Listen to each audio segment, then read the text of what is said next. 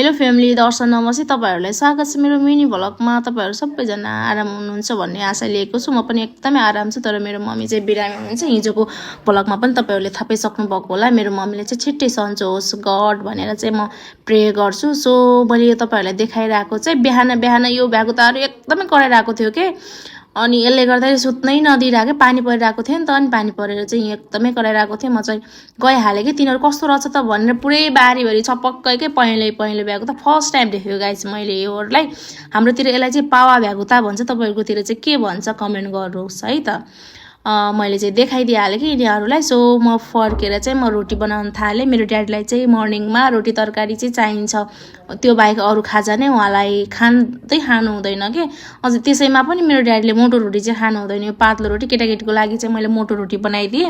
अनि यो ड्याडीको लागि चाहिँ पातलो रोटी बनाइदिएको छु। त्यति साह्रो ढंग त छैन मेरो बनाउनुलाई। तर पनि मैले चाहिँ कोसिस गरेँ भनिन्छ नि। तपाई कोसिस गर्नु वान डे एकदम सक्सेस हुनुहुनेछ भने चाहिँ मैले पनि कोसिस गरिसकेपछि यतिसम्म चाहिँ बनाएँ। सो पर्गेनसँग गफ गर्दै म रोटी बनाउँदै थिएँ।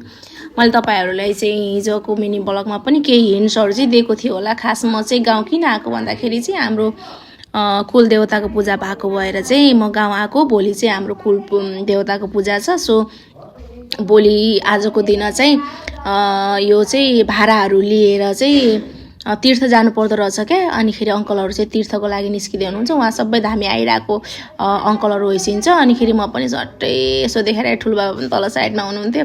डरलाइलाई भिडियो बनाइदिइराको थिएँ। तर म चाहिँ कसैसँग पनि डराउँदिन भन्दै मैले भिडियो बनाइराको थिएँ।